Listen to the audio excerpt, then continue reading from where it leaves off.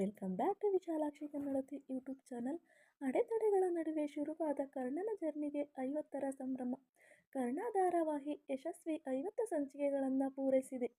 ಈ ಸಂಭ್ರಮದಲ್ಲಿ ಕರ್ಣನ ಲೈಫ್ನಲ್ಲಿ ಏನು ನಡೀತಿದೆ, ಇಷ್ಟು ದಿನ ನಿಧಿ ಕರ್ಣ ಅಭಿಮಾನಿಗಳು ಕಾಯ್ತಾ ಇದ್ದ ಆ ಕ್ಷಣ ಬಂದೇ ಬಿಟ್ಟಿದೆ. ನಿಧಿ ಕಾವಲು ಆಗಿ ಇರೋ ಪ್ರತಿಜ್ಞೆ ಮಾಡಿದ್ದಾನೆ ಕರ್ಣ. ಪರಸ್ಪರ ಆಕರ್ಷಕ ಭಾವನೆಗಳು ಪ್ರೀತಿಯ ಅಲೆಯಲ್ಲಿ ತೇಲುತ್ತಿವೆ.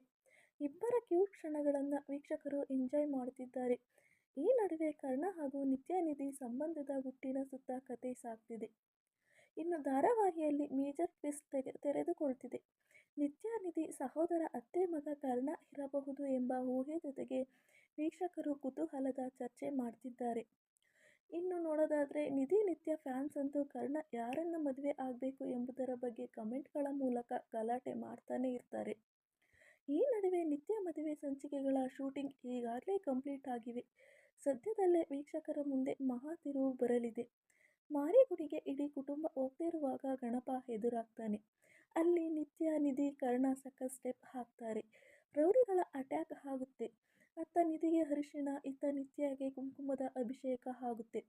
ದೈವ ಬೆಸದ ಬೆಸುಗೆ ಇದು ಎಂಬ ರೀತಿಯಲ್ಲಿ ತೋರಿಸಲಾಯಿತು. ರಮೇಶ್ ಇಂದಿರಾ ಅವರ ನಿರ್ದೇಶನದಲ್ಲಿ ಕರ್ಣ ಮೂಡಿಬರುತ್ತಿದ್ದು ಭರ್ಜರಿ ದೃಶ್ಯಗಳ ಶೂಟಿಂಗ್ ಪ್ಲಾನ್ ಮಾಡಿಕೊಂಡಿದೆ. ಅದರಲ್ಲಿ ಕರ್ಣ ಹೇಗೆ ತೊಟ್ಟಿಯಲ್ಲಿ ತಾತನಿಗೆ ಸಿಕ್ಕಿದ ಮತ್ತು ನಿತ್ಯ ಮದುವೆ ಕತೆ ಏನು, ಇದೆಲ್ಲವೂ ಮಾರಿಗುಡಿ ಸಂಚಿಕೆಯಲ್ಲಿ ಪ್ರಸಾರವಾಗಲಿವೆ. ಈ ನಡುವೆ ಅಣ್ಣಯ್ಯ ಹಾಗೂ ಕರ್ಣ ಮಹಾ ಸಂಗಮ ಬರೋ ಚಾನ್ಸ್ ಕೂಡ ಇದೆ. ಸೊ ಈ ವಿಡಿಯೋ ಇಷ್ಟ ಆಗಿದ್ರೆ ವಿಡಿಯೋ ಲೈಕ್ ಮಾಡಿ, ಶೇರ್ ಮಾಡಿ, ಹಾಗೆಯೇ ನಿಮ್ಮ ಅನಿಸಿಕೆ ಅಭಿಪ್ರಾಯಗಳನ್ನ ಕಮೆಂಟ್ ಮೂಲಕ ತಿಳಿಸಿ.